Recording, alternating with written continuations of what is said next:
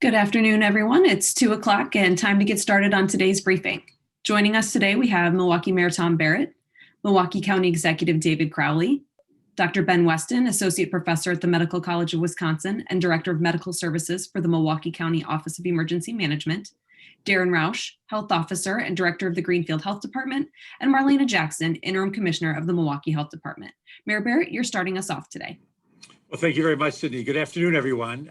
At the top of everyone's mind, including my own, is the question of vaccinations. When are they going to be available? How do I get them? And how many are there? I know that this is at the forefront of everybody's mind. And there's also a tremendous amount of information coming out very quickly and changing very, very rapidly. So I think it's important, and I can tell you we do this at the city level, to try to make sure we know everything that's coming out of Washington, everything that's coming out of Madison, so that we can be nimble in responding to this, because our goal is to get as many shots into as many arms as safely, as efficiently as possible. And so that is going to be continuing what we're going to do is going to look at the guidance that we receive from the federal government, the directives we receive from state government, and then to implement them here at the local level. I want to reassure everyone that whether it's at the federal level or at the state level or at the local level, everyone is doing their hardest to vaccinate phase 1A individuals as quickly as possible. That's where we remain right now in the 1A category. I know in other parts of the country, they have moved to 1B. Some of this is dependent upon the supply. And I think it's important to keep this in perspective, because right now we are getting roughly 70,000 vaccinations a week from the federal government. And the demand is very, very quickly going to eclipse that. And so it's important for us to have an orderly distribution of these vaccinations, to continue to try to deliver them to the people who are most in need. And we're all in need. There's no question we're all in need. But I think we all would agree that if you have people who are more vulnerable, and if you look at the mortality rates, the morbidity rates, it's important that we continue to have very, very much a public health and public policy focus on making sure that those who are getting into these lifeboats are the ones that need to get into the lifeboats first. That's very, very important. But I understand that there's a sense of urgency to get the vaccination, as well as the eagerness from the public. Everybody wants to get back a sense of normalcy and get back to our lives as usual. If you're looking to stay up to date on vaccine information, I would direct you to the Healthy MKE website. That's where individuals can go to sign up to get emails and alerts as vaccine phasing and availability changes. And again, some of this is changing certainly on a weekly basis. Some might ultimately even be changing on a daily basis. I want to caution people though, this is not a registration tool. This is not where you would go to sign up for the vaccination. You cannot sign up for an appointment on the website.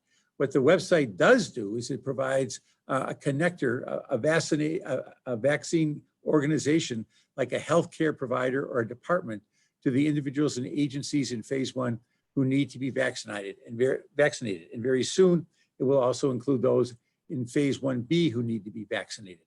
It's going to tell you where the vaccination is available.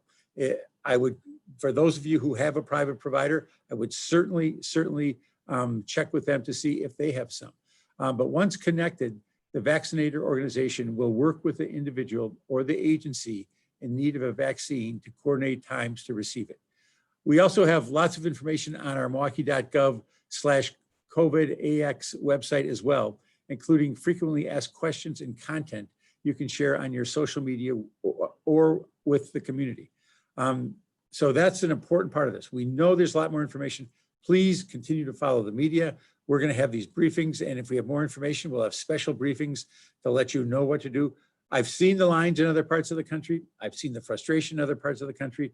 We want to make sure that we're doing everything we can to first increase the volume of vaccinations that the state is receiving, because that will allow us to get additional vaccines, and then to get them as distributed as quickly and efficiently and safely as possible. Now, this is one part of the war we're fighting, but there's other fronts on the war, as I've described it earlier. We are continuing to see a decrease in the number of people being tested.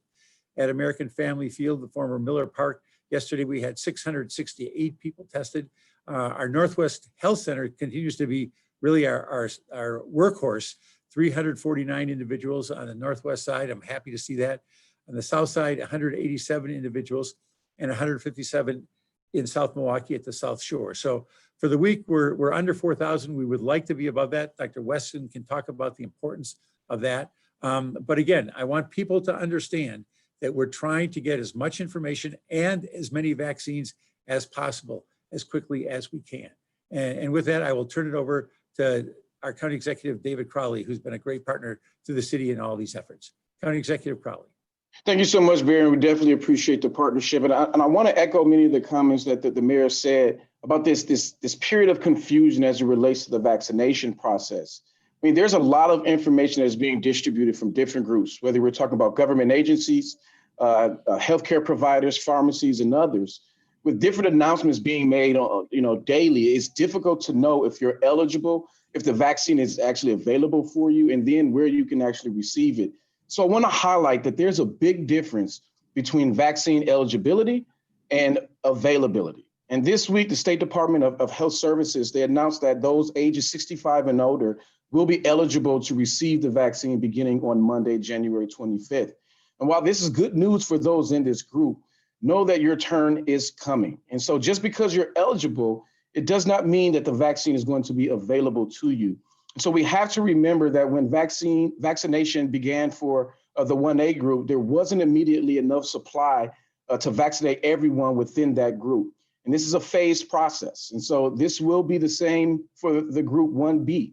And while on Monday, some Wisconsin counties may have the supply to vaccinate those who are 65 and or older, being the largest county in the state, we know that vaccinating this group in Milwaukee County will definitely take some time. And so I understand the eagerness that folks have to get the vaccine, and I share that eagerness, but we need to be patient. And so for now, I encourage everyone to sign up to receive alerts about vaccine availability at healthymke.com and watch for updates from your local health departments as well. But on a positive note, I want to mention that Milwaukee County, we finalized our small business grants late last year before the extension of the CARES Act funding. And in total, the county provided, the exact number is 1,551 grants, totaling nearly $12 million. And after the recipients were finalized, we worked with the Land Information Office to map out their locations, genders, race and ethnicities, as well as their veteran status. And I'm encouraged to know that these grants were dispersed to all businesses all over Milwaukee County. Additionally, about 66% of the recipients identified their business ownership as either minority, women-owned, or veteran-owned businesses. And I'm proud to know that these funds are going to support a wide variety of businesses spread throughout Milwaukee County. And I'm hopeful that this money will be used to help these businesses not just recover from the pandemic, but also come back even stronger than they were before.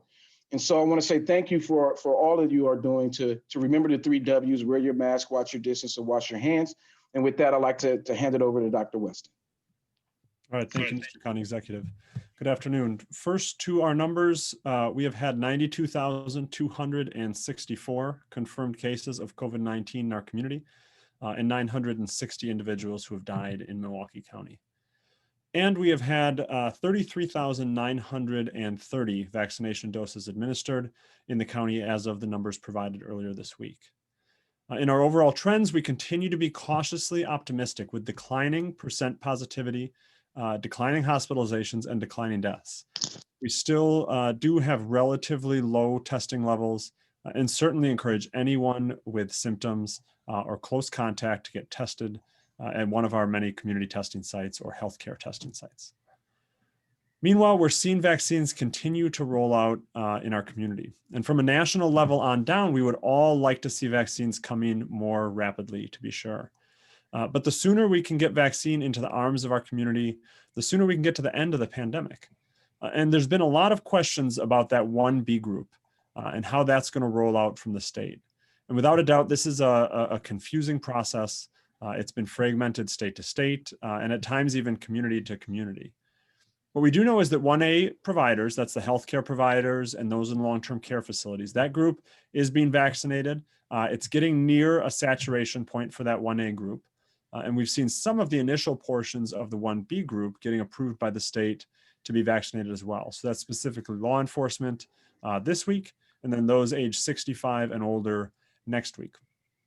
And that age 65 and older is a huge population, over 130,000 in Milwaukee County. So while it'll take a while for everyone to get their vaccine, our health systems, our public health departments, and other vaccinators are rapidly increasing their capacity as fast as they can to get vaccine to those in need. And I know the wait is frustrating, especially for those who are eligible from state guidelines, but still waiting for that vaccine to actually be available for them. And of course, it'll be essential to have vaccine flowing to our state from a national level. And we certainly hope that the amount of vaccine manufactured and available to our state will increase in the near future. As for the rest of the 1B group, the State Disaster Medical Advisory Committee, or SDMAC, they met several days this week. They considered thousands of public comments about who should be included in that 1B group. And today they sent their recommendation on to the state for final approval. And we should expect to hear back probably early next week on the final determination of that 1B group, including that question we're all asking of who counts as essential workers in the 1B group. Now, on January 21st, 2020, so 1 year ago today, the first case of COVID-19 was recognized. That was in Seattle, Washington. It was a young man who had traveled to the United States from Wuhan, China. And in that time, in that year, we've certainly seen life change in ways none of us could have imagined. There's been many challenges and some successes and certainly learning points along the way. However, without a doubt, we're in a different place now than we were in even just a few months ago. We now have an end in sight, a vaccine that promises a return to normal life.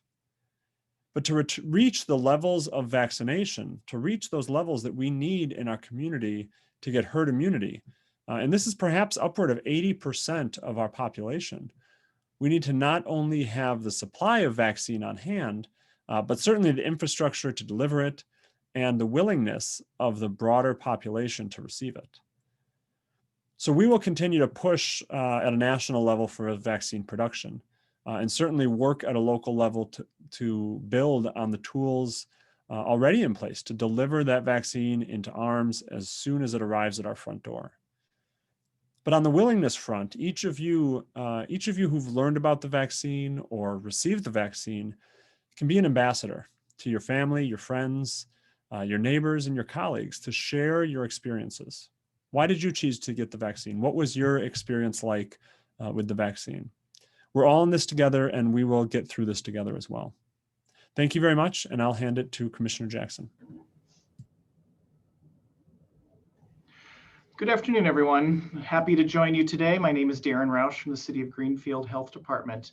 And today I'm going to talk about the data from the Epidemiology Intelligence Unit, as well as just kind of walk through some of the trends that we are seeing a little bit more specifically in the data. I want to start today by talking about a few overarching themes. First of all, the data this week supports a little minor downturn in COVID cases countywide. So after a period of several weeks where we were seeing a little bit of an increase, we've now seen a slight downturn. It's important to remember, however, that case rates for COVID-19 still remain very high. And much higher than most of the early days of the pandemic.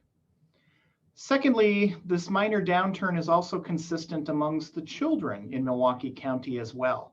While the spike in children was a little bit steeper, the growth over the last few weeks in cases, they are also experiencing a downturn in case rates as we look at 7-day averages over the last week. I want to echo all of the conversation that's been happening about vaccination as well. COVID-19 vaccination efforts are underway, and a common theme that you'll hear in today's briefing is that eligible for vaccine does not equal vaccine is available for you currently. And I want to start out by saying we understand the frustration on the vaccination rollout because we in local public health and across Milwaukee County are feeling the same frustration. We only learn of what vaccine is available to us on a weekly basis from the State Department of Health Services, which makes it very difficult to plan weekly. Local health departments, as you've heard, are continuing to vaccinate Phase 1A healthcare providers, and we are getting closer to the end of that effort, which should end in the coming week or two. With additional vaccine availability, we will be able to quickly pivot towards vaccinating residents over the age of 65. The current situation across Wisconsin and in my community of Greenfield reflects a significant demand for COVID-19 vaccine with very little supply of vaccine. Wisconsin has only been receiving about 70,000 doses for the first 3 weeks of 2021. So only 70,000 doses are coming into the state weekly. We need 5 times that to vaccinate 80% of our population by summer. So the vaccine supply is still yet a little bit of a trickle. The slow release of vaccine to Wisconsin and ultimately to our local communities is due to the slow release and the limited availability from manufacturers and the federal government. And unfortunately, from our discussion with the Department of Health Services here in Wisconsin, we believe that it's unlikely that additional doses of vaccine will be released in the coming weeks. So we expect the same continuous amount of doses that we've been experiencing over the last few weeks. So with that, I'm going to shift gears and talk about the data now and talk through some of the patterns that we're seeing.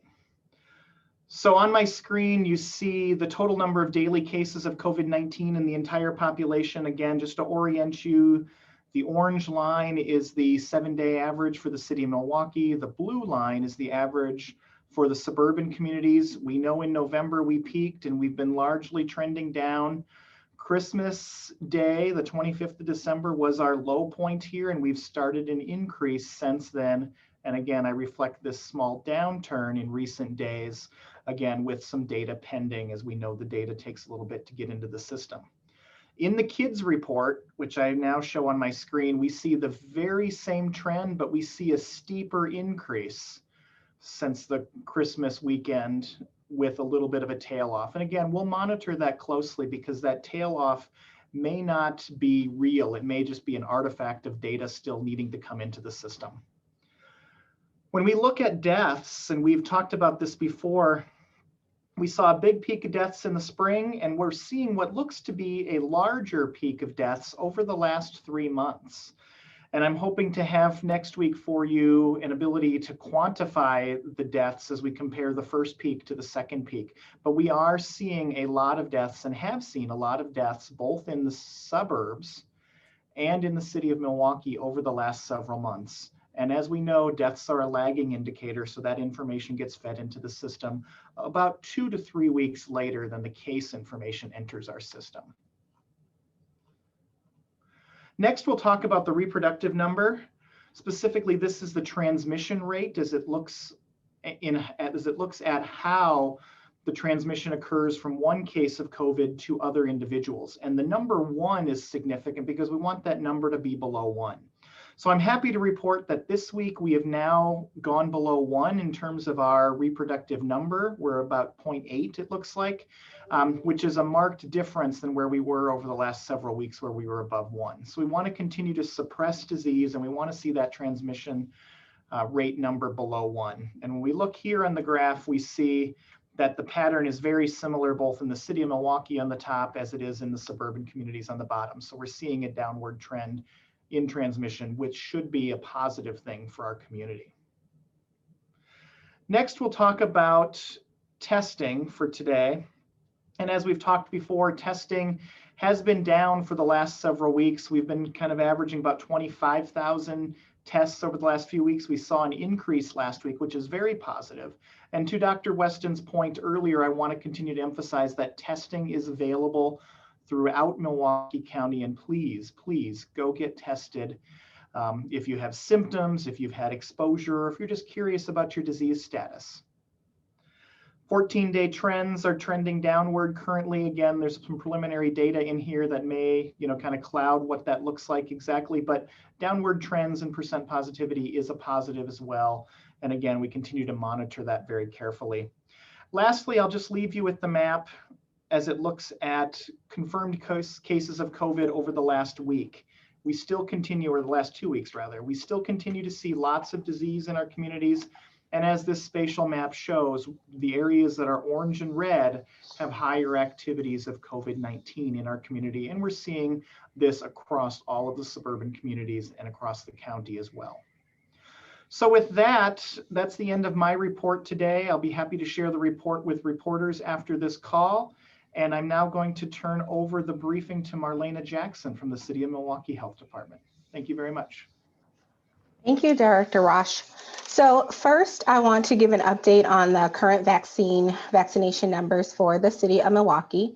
So this week, by the end of Saturday, so 2 days from now, we anticipate that we are going to vaccinate around 3,200 individuals for their first vaccination shot. Moving into next week, we will continue to vaccinate first doses, as well as incorporate individuals who were part of our first group to get their second vaccination. The Wisconsin Center will continue to serve as our main vaccination site moving forward, while we look to mobilize or operationalize our mobile teams that will go out for smaller mobile site visits to individual groups. So we are currently still vaccinating groups 1A, which, as has already been shared, are healthcare workers, fire, EMS, police, and our first responders. We know that the state announced this week that individuals 65 and older are eligible, and I want to reiterate, as all of the individuals on this call have today, that eligibility at this point does not mean availability. We, as a public health professionals, we understand the rationale behind the 65 and older group getting vaccinated, and we agree with that stance. While we need to also look at, as a health department, we want to vaccinate as many people as we possibly can. And we know that that will take some time. And to get that done, there are two things that are needed. First of all, we need appropriate and adequate supply of vaccine. This is somewhat out of the control of local health departments. As approved vaccinators, we order our supply every week of what we believe we can vaccinate. Again, for the city this past week, we ordered 3,000 and were able to vaccinate a bit more than that, which was great. And as we move forward, we know we understand that there are supply challenges, and so we will continue to order vaccine in hopes that we get the supply or the demand that we have requested. The second thing that we need to make sure we're vaccinating as many people as quickly as we can, from particularly the 65 and older group, is just time to set up and accommodate for the individual registration process that needs to happen. So right now, if you are over 65, there is no formal registration process. We are asking that those individuals who want more information to go to the Healthy MKE website to get information that's up to date as we move forward. In the City of Milwaukee, we are working to finalize our efforts around registration for this particular group, and we're asking for your patience as we anticipate we'll be able to share very detailed information in the next coming weeks. And lastly, I want to just take some time to really acknowledge and thank a number of organizations who have reached out to the Milwaukee Health Department. And I know that there are other organizations that have reached out to their other local health departments as well to assist in understanding this large effort that we have. Northwestern Mutual, Children's Hospital of Wisconsin, as well as a number of other independent organizations have reached out to the health department to say, how and where can we help? Who can we help vaccinate? How can we support you financially? How can we support you in whatever way we have?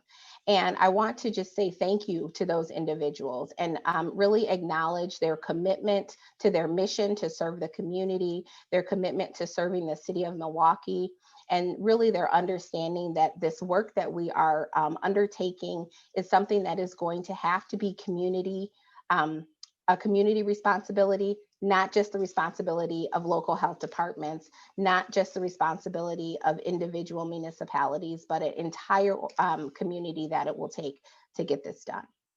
So with that, I will turn it back over to Sydney. Thank you. Thank you, Commissioner Jackson. Our first question comes from Sharon Bajenda at CBS 58. Data from the Institute of Health Metrics and Evaluation shows that as of early January, only 52% of Americans reported they would be willing to receive the vaccine. What is Milwaukee and Milwaukee County doing to educate and address the issues of vaccine hesitancy? And what are we seeing with vaccine hesitancy percentages in our area? Is it a concerning statistic? Why or why not? Well, I'll start out with that. I think what's happening here, we've talked about this previously. I think that there's an education curve here, and I think there's a attitude of after you, no, after you. Not surprisingly, it's human nature when you've got something that was developed this quickly, and it is amazing how quickly it was developed. That people are going to question: is it safe? Is it effective? And so there's a lot of people who are saying, well, let's see what happens. So when you see a Dr. Fauci get the shot in his arm, that helps a lot, I think, because he's willing to say, let's do it. Dr. Weston received the shot. When you see our medical experts receiving the shot, I think that speaks volume.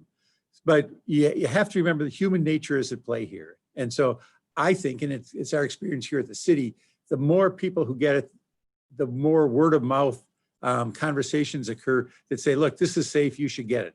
But as of right now, obviously there's so many people who want it. I think that we can try to accommodate those. I don't know that right now we should be spending our time trying to convince the doubters. We'll get to them. We will absolutely get to them.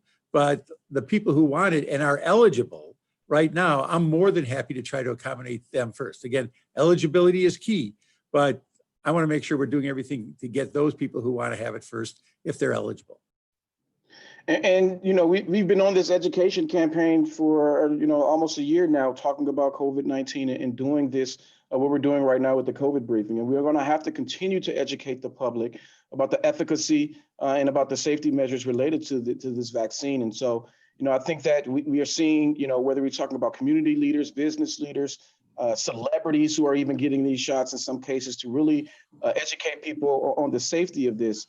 We can't let up. Again, it is best for us to get this vaccine, and we know that there's going to be side effects, but it could be much worse for any individual who catches COVID-19 at the end of the day.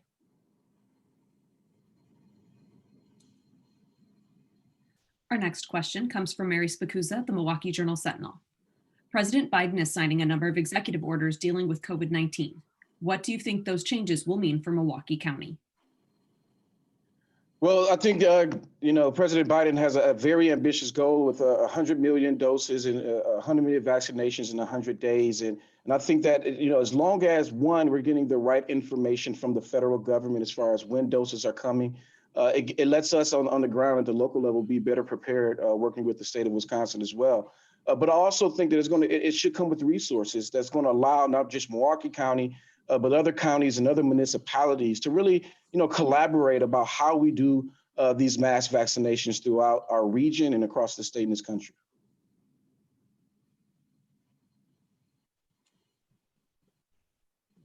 Our next question comes from Nick Bohr at WISN 12 for Mayor Barrett and County Executive Crowley. The SDMAC final recommendation today was to prioritize teachers, school staff, and daycare workers over other 1B essential workers where possible. Your thoughts on giving that emphasis? Well, I can tell you that we have already identified the healthcare workers within the schools as people who are eligible and should receive it under 1A. I think the key here, and what would be very helpful to us at the city, is if the school board sets forth a calendar as to when they will have their students back in school. We'll work very, very closely with them, because clearly we have to be attentive to the healthcare needs of both the people who work for the school system and the students who attend it. We're coming up on almost a year for a lot of kids not being in the classroom. I want our kids to get back in the classroom, but I want them to be safe, and I want our teachers and support staff to be safe as well. So as soon as we have a snapshot of when they believe they can get their teachers back in the classroom, we will do everything possible to make sure that they get vaccinated. I understand that we have that obligation. I embrace that obligation, but having a timetable, we'll meet that timetable, but I think it's very helpful to have the timetable. But if a teacher is in the classroom, I believe that teacher should be eligible for a vaccination right now. And that's what 1B says. And I subscribe by that. I think it's good public policy. I think it's good for the teachers. I think it's good for the students. For the Milwaukee Public Schools, since they haven't set a date to start, I would love to be working with them so that we could get to that date. And then we can start getting their teachers vaccinated so they can be safe and their students can be safe.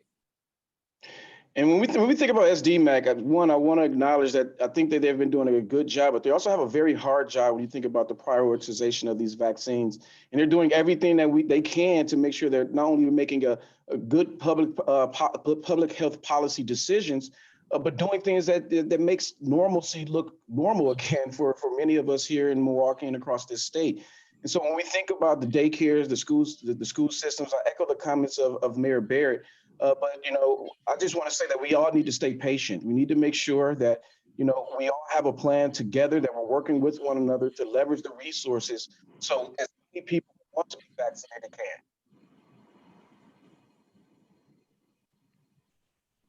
Our next question comes from Casey Cronus at Fox 6. President Biden will direct FEMA to rapidly build dozens of vaccination centers across the U.S. Can we expect to see one or more of these centers in Wisconsin or Milwaukee? I think that's a great question. I think that as long as those conversations are happening, Milwaukee County is definitely going to reach out to the Biden administration for that. But it's what needs to make sure is done is that the resources are adequately funding local municipalities to do this work, or whoever's going to do this work. So there's no doubt in my mind, if this is something that they're going to do, we'll see something like this in Wisconsin, and we'll lobby to have something like this in the city of Milwaukee and Milwaukee County.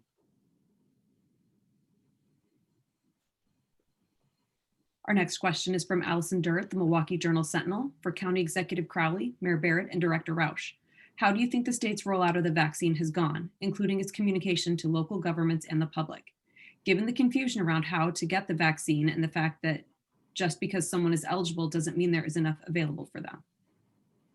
To me, this isn't just a Wisconsin problem, this is a national problem. And I think one of the benefits of having the Biden administration in there is clearly President Biden has made this his number one priority. Here it is, the first day on the job.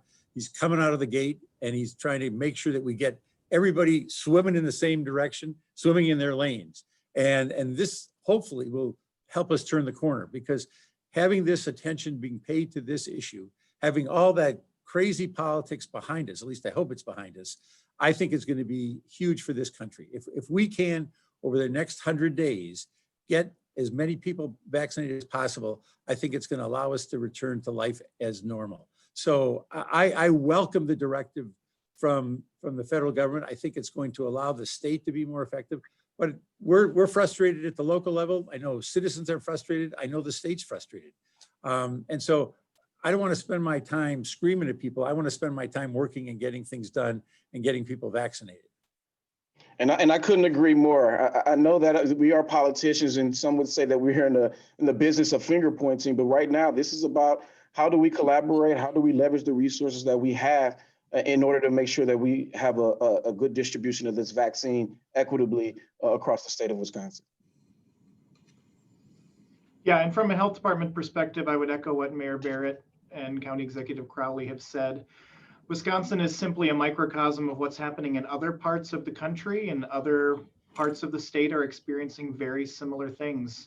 We can only go as fast as vaccine is available, and I can't point to the state for any fault at this point. We need to get vaccine from the manufacturers. We need to get vaccine from the federal government in order to get it into people's arms. And I also want to remind everybody out there, local health departments will not ultimately be the only vaccinators in your community. We will see at some point in the near future, I hope, vaccine available at pharmacies, vaccine available at mobile health clinics, vaccine available at your primary care providers. So there'll be vaccine. It's just going to take a little bit of time to get here, and we continue to urge your patience and understanding.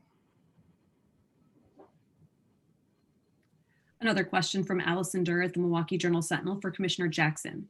Can you speak a little more about how the city is planning to run the mobile vaccination units, including ensuring that individuals receive both doses?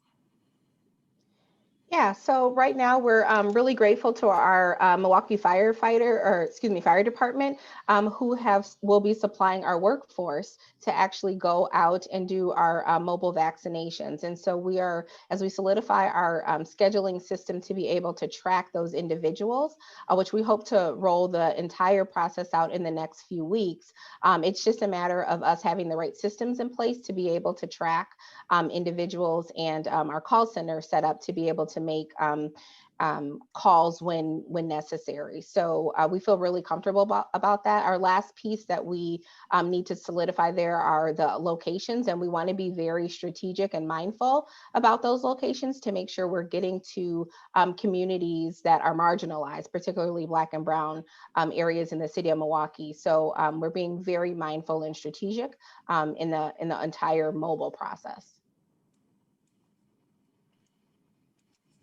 Our next question also for Commissioner Jackson from Sari Lesk at the Milwaukee Business Journal. What roles have you been communicating to businesses looking to play a part? So we are looking for, or what we have been offered, and we are happy to have, is a number of different roles. Clinical staff, meaning nurses and individuals that can actually vaccinate, as well as space. Organizations have offered their space as potential mobile sites, as well as registration staff and data entry staff, which are also necessary. So there are a variety of roles. There's no shortage of work to be done, and so we're grateful for the establishments that have reached out to offer help. Our next question is from Casey Cronus at Fox 6 for Mayor Barrett. During last week's briefing, you made a plea to unaffiliated groups, including home healthcare workers, to get vaccinated. Since then, have you seen an increase in these unaffiliated groups reaching out to the city for more information? I could have the commissioner address that, but we had our call yesterday, and I specifically asked this question. The response I got was, we are seeing a number of unaffiliated. So I haven't seen the numbers yet, but I think that we're making progress in that area. I don't know if you'd agree, Commissioner, but that is certainly one of the emphasis right now of the health department, is making sure that those individuals who work for the unaffiliated agencies who are in Class 1A get vaccinated. Yeah, so I can just respond that we have seen an uptick in regards to individual affiliated groups reaching out to us. We have made contact with them, and there's a lot of logistics as it relates to calling, getting an entire group vaccinated. So we do know that we've had some significant progress there, and kind of just getting those last few unaffiliateds in and scheduled, and again, getting their last bit in, I guess, I would say their last bit of percentages. The majority of those have been scheduled. That appears to be the last question in chat. We'll give a last call for questions from the media.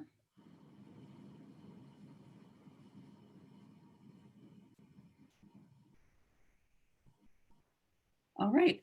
That wraps up the briefing for today. Thanks everybody for joining us. We'll see you back here on Tuesday. Thank you very much. Thank you. Thank you. Thank you.